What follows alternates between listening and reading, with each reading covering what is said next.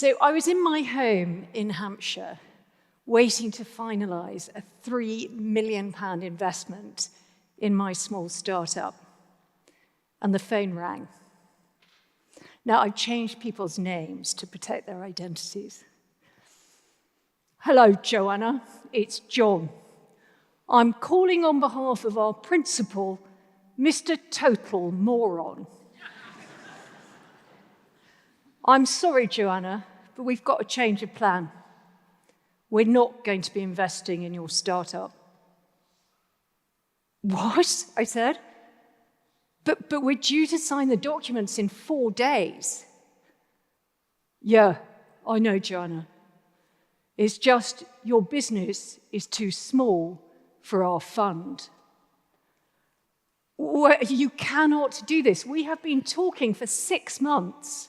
We've had umpteen million shareholder meetings. We've spent tens of thousands of pounds on legal fees. How can you tell me now that my startup is too small? I know, Joanna, I'm really sorry. We've done this really badly. It was 2014 when I got that bombshell telephone call. I was a single mum bringing up my 2 girls. I'd just moved out of our forever home and was going through a really nasty divorce. But my lifeline to success and to paying the rent was my small startup. Now, I'd bootstrapped from the very beginning, and then I'd brought in a small number of investments. And actually, it was beginning to bear fruit because we had a listing in 2 of the UK's biggest retailers. I had a 20-episode cartoon and a 3-year advertising deal that I'd done with Turner Media. But I desperately needed working capital. And we had enough money in the bank to last us just a couple of weeks. So when I got that telephone call, I was devastated. And I was terrified. And I was absolutely furious.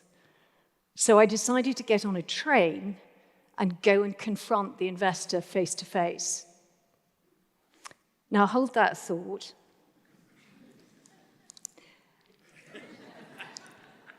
This is my daughter, Bella. She turned up in 2008, and we realized fairly quickly that Bella had really serious eczema. Her skin was dried, cracked, bleeding. If any of you have ever had it or had a child with eczema, you'll know what I mean. And she was in constant pain. And I felt really guilty because she had got that eczema from me. So I went to the doctor, and he offered me steroid cream or emollients. These are sort of like oil slick substances that sit on the top of the bath and smell like old grannies.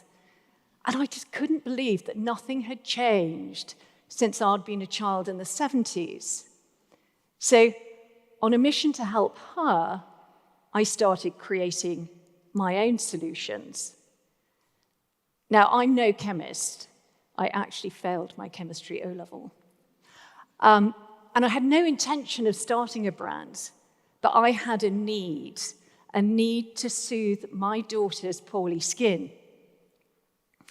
And so when I gave her that first bath with a wash that I'd created, literally at the kitchen table, she looked at me and she said, "It's not owie, Mummy." And I literally cried with joy. And I realized that not only could I help her with her skin and relieve her pain, but I could help other children with their skin issues too. And that was the start of my small startup, Child's Farm.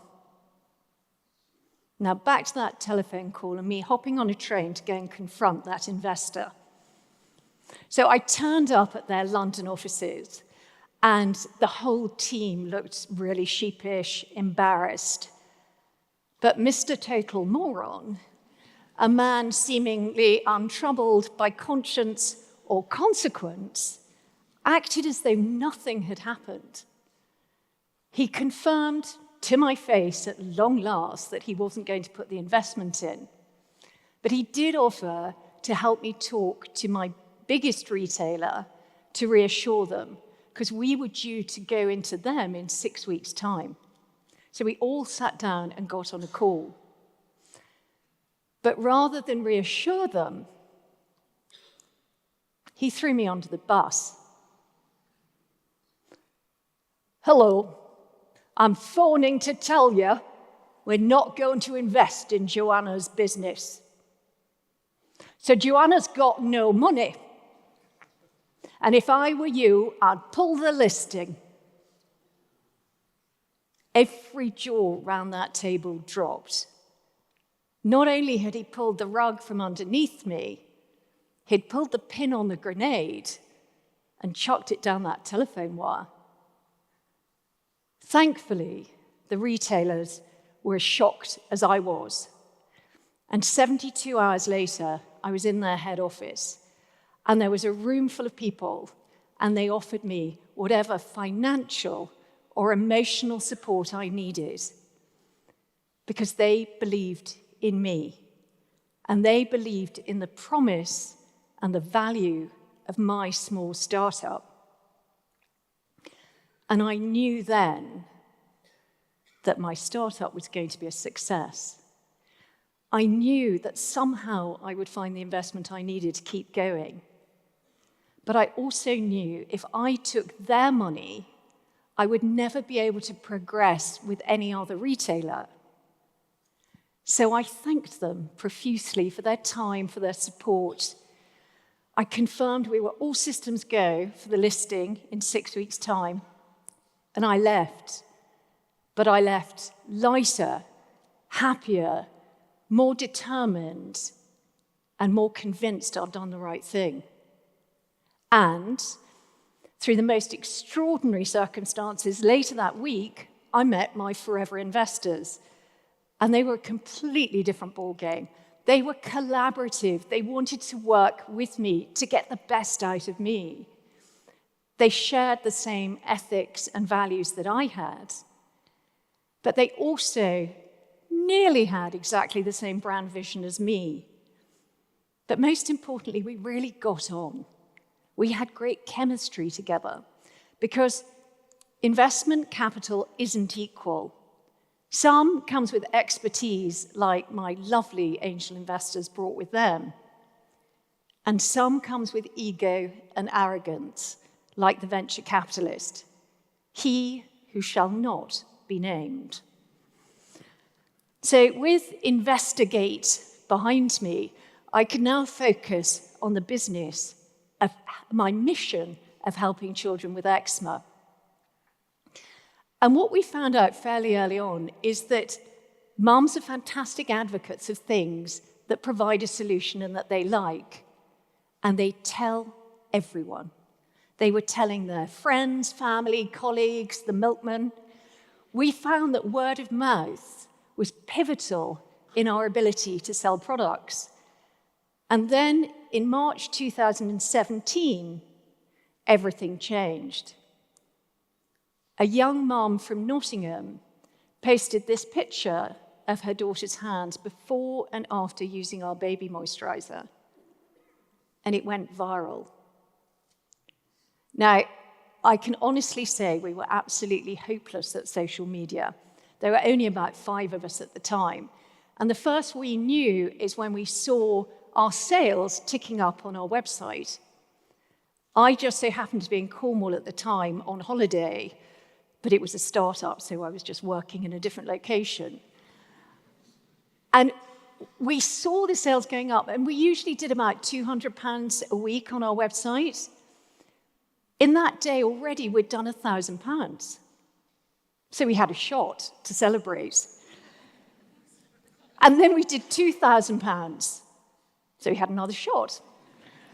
Then £3,000. Way, let's have another one. By the end of that evening, we'd done £28,000 worth of sales. I mean, I was over the moon.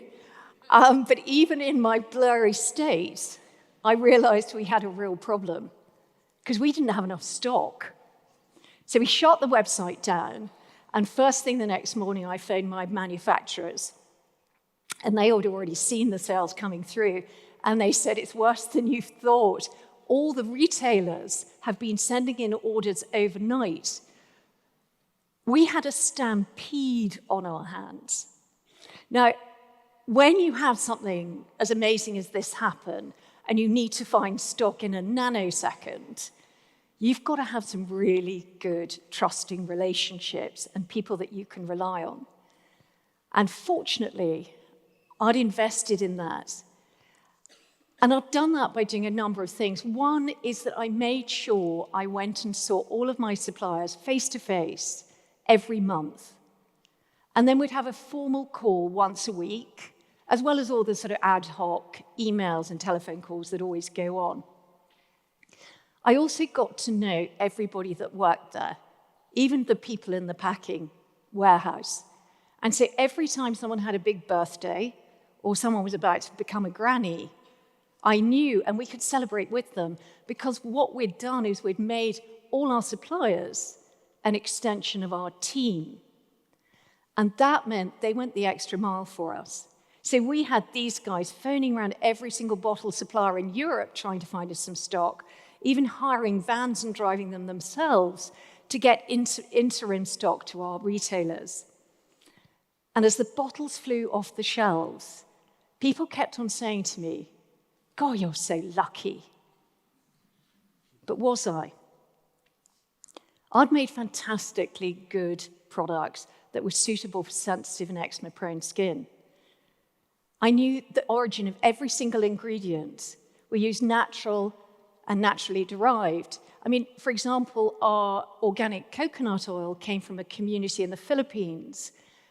And not only did it create employment, but it paid for the education of their children. We used fun, child-relatable packaging, all of which was the most sustainable in the category. We used really lovely fragrances that smelt delicious. But I also made a point of making friends with our retailers, in particular, the receptionists, because receptionists are the gatekeepers to information. They can tell you who your buyer is, they'll give you their phone number and their email. So who did this young mum in Nottingham find out about Childs Farm from? Justine, the receptionist at Boots headquarters. And of course, when something goes viral, madness occurs. We were trending at that time on Lad Bible, just behind Ant or Deg, which one of them got nicked for drunk driving. And we had bicycle clubs in Belgium ordering our stuff by the pallet for chafing, apparently. The world seemingly had gone Childs Farm bonkers. And people started sending in photographs, pictures, paintings, poems to the office. And so I stuck them up around the walls, even in the loos, because I wanted my team to know what they'd done, how much they were responsible for this success, and their part to play in making the children of Britain happy in their skin. So in 2019, my small startup was the leading brand in the category, ahead of giant Johnson's Baby. And in 2022, when I sold my business to Manchester-based PZ Cussons, we had over 10 million customers around the world. And all because I had a need to soothe my daughter's poorly skin. And I was quite determined to find a solution for that need. But being an entrepreneur isn't for everyone. It tests your skill set like you wouldn't believe. You have to grasp the nettle before finding a solution for your problem. And you don't know what you don't know. You have to have an insatiable curiosity to find the answer for everything. And you have to work at pace. We used to say we worked in dog years. We'd do in 1 year what others took 7. And you have to build brilliant relationships so you can rely and trust others. And you have to have a pair of Teflon knickers, because you can't take things personally. Rejection's not rejection. It's information. You say no, I hear maybe. Because entrepreneurship is the most ultimate roller coaster. These dips down where you think all is lost, and this is what hell on earth looks like, to these massive exhilarating highs, which you've never known before in your life. It is risk with a capital R. So when I think back to that phone call, and I was told that my startup was too small, he was right. It was small. Small enough to begin with a little girl saying, "It's not owie, mummy," because small's not insignificant. Small ideas solve big problems and create extraordinary things. And yes, entrepreneurship's a roller coaster, but so's parenting, so's grief, so's divorce, so's starting again in your 40s. My startup wasn't started with a pitch deck.